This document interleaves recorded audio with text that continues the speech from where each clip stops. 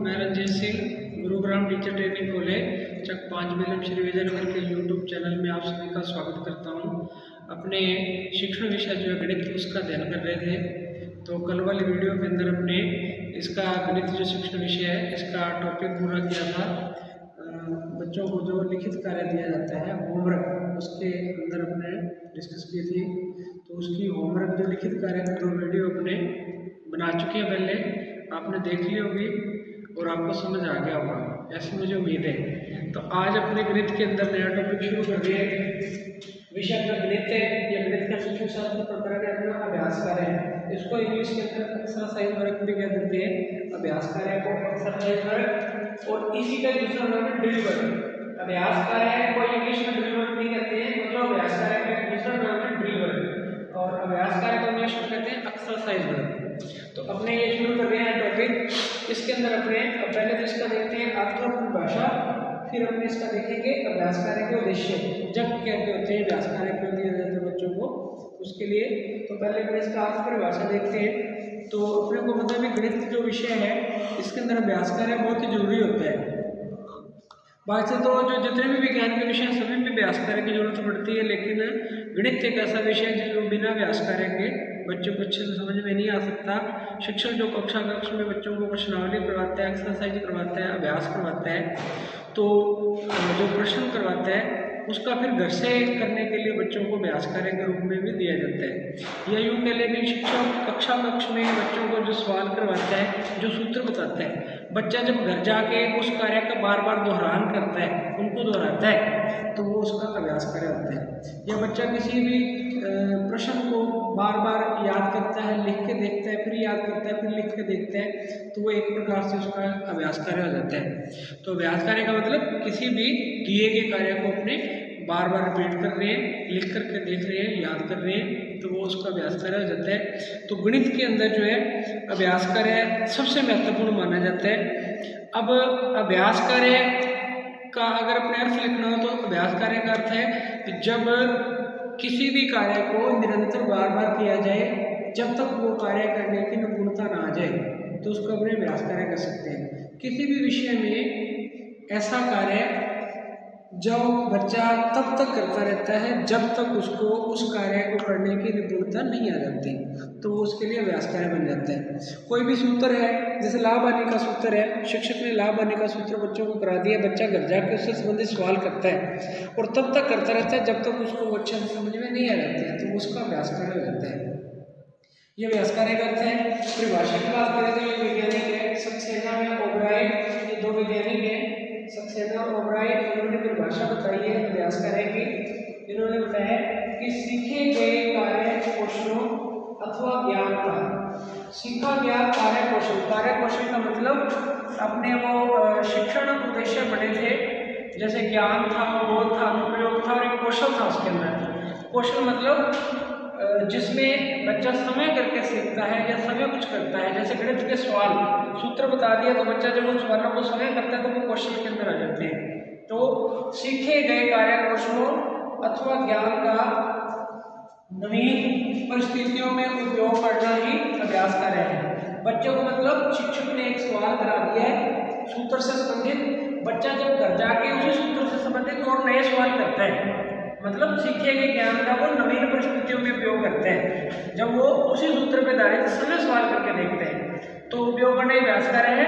अभ्यास कार्य से अध्यापक को यह पता लगता है कि शिक्षण उद्देश्य की प्राप्ति हुई अथवा नहीं। जब बच्चे से शिक्षक अभ्यास कार्य करवाएगा या अभ्यास कार्य बच्चे का शिक्षक देखेगा, तो उसको भी ये पता चल जाएगा कि जो उसने बच्चों को समझाया है वो बच्चों को समझ में आ गया कि नहीं आ गया, जो उसने शिक्षण उद्देश्य निर्धारित किए थे पूर्ति हुई है कि नहीं हुई, अगर हुई है तो किस सीमा तक हुई है, नहीं हुई है तो क्यों नहीं हुई है। तो ये इसकी परिभाषा है। कोई भी कार्य कौशल या ज्ञान बच्चे ने सीखा है कक्षा के अंदर, जब बच्चा घर जाकर उसका अन्य परिस्थितियों में उपयोग करता है तो उसका अभ्यास कार्य हो जाता है। ठीक है, तो ये इसकी परिभाषा बताई है इन्होंने। अब अभ्यास कार्य के उद्देश्य, अर्थ परिभाषा के बाद है इसका उद्देश्य क्या है, मतलब अभ्यास कार्य जो क्यों दिया जाता है, अभ्यास कार्य को देने के पीछे क्या उद्देश्य निर्धारित किए गए, तो अपने इसके उद्देश्यों का अध्ययन करना है। पहला है इसके अंदर सबसे पहले गणना संबंधी कौशलों का विकास। शिक्षण के उद्देश्यों के अंदर अब शिक्षण उद्देश्यों की प्राप्ति हेतु गणना संबंधी कौशलों का विकास, गणितीय कौशलों का विकास, फिर गति व शुद्धता से कार्य करने की आदत और आत्मविश्वास का विकास, ये सब उद्देश्य हैं। तो अपने सभी उद्देश्यों का एक करके अध्ययन करते हैं। सबसे पहला है शिक्षण उद्देश्यों की प्राप्ति हेतु, मतलब बच्चों को जो अभ्यास कार्य दिया जाता है वो जो शिक्षण उद्देश्य निर्धारित किए जाते हैं शिक्षक के द्वारा, उनकी प्राप्ति हेतु उनको अभ्यास कार्य दिया जाता है ताकि वो जो शिक्षण उद्देश्य निर्धारित किए शिक्षक ने उनकी पूर्ति अच्छे से हो सके। शिक्षण उद्देश्य अपने को बताया भी 4 प्रकार के शिक्षण उद्देश्य लेकर के शिक्षक चलता है। जब भी कक्षा में पढ़ाता है या बच्चे भी जब लेसन प्लान करते हैं तो 4 शिक्षण उद्देश्यों को निर्धारित करके चलते हैं। उसके अंदर अपने पढ़ते हैं ज्ञान, अवबोध, अनुप्रयोग और कौशल। तो जब जो ये शिक्षण उद्देश्य होते हैं इनकी प्राप्ति के लिए बच्चों को अभ्यास कार्य शिक्षक के द्वारा दिया जाता है। मतलब शिक्षण उद्देश्य निर्धारित किए हैं उनकी प्राप्ति हो जाए, बच्चों को ज्ञान से संबंधित जो है शिक्षण उद्देश्य की पूर्ति भी हो जाए, अवबोध से, अनुप्रयोग से, कौशल से। तो इन उद्देश्यों की पूर्ति के लिए शिक्षक बच्चों को गृह कार्य देता है। दूसरा इसके अंदर आ जाता है गणना संबंधी कौशलों का विकास। गणना संबंधी कौशल गणित के अंदर आंकड़े जो होते हैं उनको या तो सूत्रों के द्वारा हल किया जाता है या उनकी गणना की जाती है। ठीक है, तो गणना संबंधी कौशल बच्चे में आ जाए, मतलब बच्चा गणना करने में परिपक्व हो जाए या गणना किसी भी आंकड़ों की या किसी भी तथ्य की किस प्रकार से की जाती है, इस कार्य को उसको अच्छे से समझ में आ जाए। तो इस उद्देश्य से बच्चे को गृह कार्य दिया जाता है गणित का, क्योंकि गणित का जो गृह कार्य दिया जाएगा उसमें सवाल होंगे। सवालों को जब बच्चा हल करेगा तो बच्चे को गणना करनी पड़ेगी। जब बच्चा बार बार गणना करेगा तो उसमें गणना से संबंधित जो कौशल है उसका विकास हो जाएगा। तो गणित का अभ्यास कार्य गणना से संबंधित कौशल का विकास करने के लिए मुख्य रूप से दिए जाते हैं, क्योंकि गणना कौशल गणित के अभ्यास कार्य से ही आ सकती है। क्योंकि जीव विज्ञान है या रसायन विज्ञान है उनके अंदर गणना से संबंधित कार्य होता है लेकिन बहुत ही कम होता है, और गणित के अंदर जितना भी कार्य दिया जाएगा बच्चे को वो सारा गणना से संबंधित ही होगा। ठीक है, तो बच्चा जब गणना संबंधित अभ्यास कार्य करेगा तो गणना से संबंधित कौशल का उसमें अच्छे से विकास हो जाएगा। फिर इसके बाद आता है गणितीय कौशलों का विकास। अब गणितीय कौशल, गणित के अंदर जितने भी कौशल हैं जैसे तर्क से संबंधित कौशल है, तर्क शक्ति होती है बच्चे की, वो भी गणित के सवालों को हल करने से आती है। ठीक है, फिर गणना की बात होगी, तर्क की बात होगी, फिर इसके बाद निर्णय लेने की क्षमता बच्चे के अंदर भी सही है गलत है इसका विकास भी इस जो है अभ्यास कार्य के द्वारा बच्चे में आ जाता है। अब गणितीय कौशलों का विकास बच्चे में कैसे होगा, जब बच्चे को अभ्यास कार्य गणित से संबंधित दिया जाएगा, बच्चा जब सवाल हल करेगा तो उसमें तर्क वितर्क भी करेगा, क्योंकि रेखा गणित का जो मैटर है उसके अंदर उसके जो रचना करनी होती है, जैसे त्रिभुज है, चतुर्भुज है, आयत है, इनके जब बच्चे को सवाल करने होते हैं तो या डायग्राम बनाने होते हैं, उनके साथ इनकी रचना भी लिखनी पड़ती है। जब बच्चा इनकी रचना वगैरह समय करता है तो उसमें गणित से संबंधित जो कौशल है वो आ जाते हैं। फिर जो प्रमेय वगैरह होती हैं, प्रमेयों का बच्चा उपयोग करना सीखता है।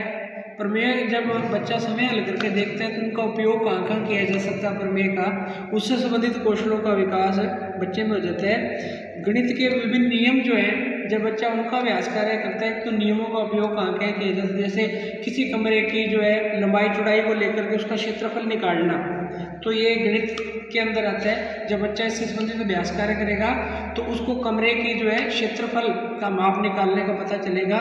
जैसे गणित के अंदर सवाल दिए जाते हैं, किसी कमरे की लंबाई चौड़ाई इतनी है, उसके फर्श का माप इतना है, इस कमरे पे जो है रंगाई करनी है या रंग करना है तो कितना खर्च आएगा, ऐसे करके जब सवाल दिए जाते हैं तो बच्चे के अंदर एक कौशल आ जाता है कि वो उसका पूरा डाटा निकाल सके, उसके आंकड़े निकाल सके। ठीक है, इसके अलावा खेतों से संबंधित कि किसी वर्गाकार खेत जो है उसकी लंबाई इतनी है, चौड़ाई इतनी है, तो उसके चारों ओर जो है तार लगानी है, बाड़ करनी है, तो वो कितने मीटर तार लगेगी, उसका खर्च क्या होगा। तो ये गणितीय जो गणनाएं हैं ये गणित के कौशल है सारे। तो ऐसे जब अभ्यास कार्य बच्चों को दिए जाएंगे फिर बच्चा जब इनकी गणना करेगा तो गणितीय कौशल इसके अंदर आ जाएंगे। इसके अलावा जैसे बेलन शंकु होता है, ठीक है, इनसे संबंधित जब बच्चा सवाल करता है तो उसमें जो है जैसे टंकी का क्षेत्रफल कितना होगा, टंकी में कितने लीटर पानी आ सकता है, तो ऐसी गणना करेगा बच्चा तो गणित के क्वेश्चनों का उसमें विकास अच्छे से हो सकता है। फिर इसके बाद अपने पास आ जाता है अगला है गणित गति और शुद्धता से कार्य करने की आदत। जब बच्चा गणित के अंदर अभ्यास कार्य करेगा तो उसमें गति और शुद्धता से कार्य करने की आदत का विकास भी होगा, क्योंकि गणित के अंदर जो बच्चा सवाल को हल करता है तो बार बार त्रुटियां होती हैं उससे, तो वो त्रुटियों को सुधारता है। जब बच्चा बार बार अपनी त्रुटियों को सुधारता है तो उसमें शुद्धता से कार्य करने की आदत आती है, क्योंकि गणित के अंदर बच्चा सवाल हल करके उसका आंसर मिलान कर सकता है, पीछे उत्तरमाला दी होती है, तो बच्चा जो है अपनी त्रुटियों को पकड़ लेता है कि मुझे कहाँ त्रुटि हुई है, तो वो शुद्धता से कार्य करना सीखता है।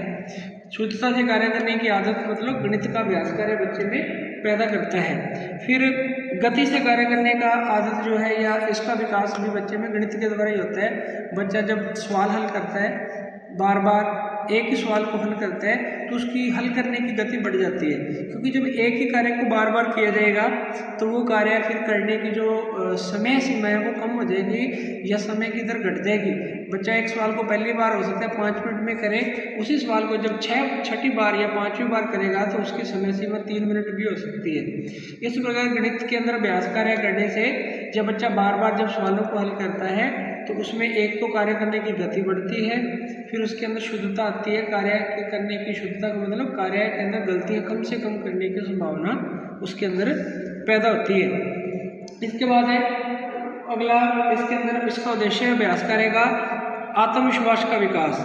तो गणित के अंदर जो अभ्यास कार्य दिया जाता है बच्चों को, उससे बच्चों में आत्मविश्वास बढ़ता है। आत्मविश्वास जो है बच्चों के अंदर आ जाता है, क्योंकि गणित के अंदर जब अभ्यास कार्य दिया जाएगा या बच्चा जब घर जाके समय जो सूत्र बताए गए उन पर आधारित सवाल करेगा, उनके सवाल जब उसके आंसर उसकी उत्तरमाला से मिल जाएंगे तो बच्चे में कार्य करने की जो है कार्य करने के प्रति रुचि बढ़ेगी, उसका कॉन्फिडेंस लेवल बढ़ेगा, उसमें आत्मविश्वास आएगा कि मैं भी ये कार्य कर सकता हूँ। तो गणित के अंदर बच्चा जब सवाल समय हल करने लग जाएगा तो उसके अंदर एक तो निर्णय लेने की शक्ति आएगी, आत्मविश्वास बढ़ेगा और वो जो है उस विषय के प्रति अपनी रुचि पैदा करेगा, और रुचि बढ़ने के साथ फिर बच्चा उस विषय में काफ़ी आगे तक जा सकता है। तो ये अपने इसके अंदर उद्देश्य, जो मुख्य उद्देश्य है अपने ये बढ़े हैं कि जो गणित के अभ्यास कार्य के लिए मतलब आवश्यक है या गणित का अभ्यास कार्य इन ऑब्जेक्ट को ध्यान में रख के दिया जाता है। गणित के अभ्यास कार्य से ये जो उद्देश्य बच्चे में पूर्ण हो जाते हैं। इसके अलावा कुछ और भी हैं गणित के अंदर जो अभ्यास कार्य से बच्चे में उद्देश्य अपने कह सकते हैं। एक तो गणित में सकारात्मक दृष्टिकोण का विकास बच्चे में होता है गणित का अभ्यास कार्य देने से। यह भी अपने उद्देश्य कह सकते हैं, इसका ऑब्जेक्ट कह सकते हैं या इसका अपने फायदा भी लाभ भी कह सकते हैं कि गणित का अभ्यास कार्य जब बच्चे को दिया जाता है उसमें सकारात्मक दृष्टिकोण का विकास होता है। मतलब वो जो है पॉजिटिव थिंकिंग बच्चे के अंदर आती है। जब बच्चा कोई समय सवाल हल करने लग जाता है तो अपने सहपाठी होते हैं जो साथ वाले, उनकी भी मदद करने लगता है सवालों को हल करने में। जब बच्चा समय हल करने लग जाएगा फिर अपने सहपाठी जो उनकी मदद करने लगेगा तो उसमें सकारात्मक दृष्टिकोण आएगा, मिलजुल कर रहने की भावना का विकास होगा और उसका आत्मविश्वास जो है वो भी बढ़ेगा। फिर इसके बाद जो नियम होते हैं, सूत्र होते हैं, ठीक है, अज्ञात से ज्ञात की ओर, मूल से अमूर्त की ओर, इन जो सूत्रों का उपयोग भी बच्चे के अंदर होने लगेगा, जिससे बच्चे की तर्क शक्ति जो है, निर्णय लेने की शक्ति का विकास होगा, ठीक है, और बच्चा जो है अपने ज्ञान के जो भंडार को और अधिक बढ़ा सकता है। फिर बच्चा जब समय हल करके देखेगा तो वो पुराने ज्ञान को नवीन ज्ञान से जोड़ेगा, क्योंकि बच्चे ने जब लाभ हानि से संबंधित सवाल हल कर लिए फिर प्रतिशत के अंदर जब जाएगा, ठीक है, प्रतिशत के अंदर वो लाभ हानि के अंदर जो उसने सूत्र उपयोग किए थे उनका दोबारा से उपयोग करना सीखेगा, ठीक है, या लाभ हानि के अंदर वो प्रतिशतता वाले सूत्र का दोबारा से उपयोग करना सीखेगा। तो इस प्रकार बच्चा नवीन ज्ञान और पूर्व ज्ञान को आपस में समय जोड़ना सीखेगा। वैसे जब शिक्षक जो है प्रस्तावना देता है तो उसमें बच्चों को प्रस्तावना का मतलब है पुराने ज्ञान को नए ज्ञान से जोड़ना। नवीन ज्ञान और पुराना ज्ञान आपस में जोड़ा जाता है प्रस्तावना के द्वारा, लेकिन गणित के अंदर जब बच्चा अभ्यास कार्य में सवाल करता है तो उस समय पुराने ज्ञान को नवीन ज्ञान से जोड़ने की जो है शक्ति उसमें आती है, या वो इसका विकास कर सकता है कि वो नवीन ज्ञान को पुराने ज्ञान से कैसे जोड़ेगा। तो ये इसके ऑब्जेक्ट हैं गणित के अंदर जो अपने कंप्लीट कर दिए हैं। तो एक तो अर्थ परिभाषा होगी और इसके गणित के अभ्यास कार्य के उद्देश्य हो गए, ड्रिल वर्क के उद्देश्य हो गए। तो अब अपने इतना ही डिस्कस करेंगे आज वाली वीडियो के अंदर। तो कल वाली वीडियो के अंदर इसके अंदर जो है अपने फिर अभ्यास कार्य जो है इसका अपने एक तो महत्व पढ़ेंगे कि अभ्यास कार्य का महत्व क्या है। फिर इसके अंदर अपने पढ़ेंगे भी इसके दौरान जो है अभ्यास कार्य के दौरान सावधानियाँ क्या रखनी चाहिए, बच्चों को अभ्यास कार्य देते समय इसका संचालन वगैरह कैसे किया जाता है।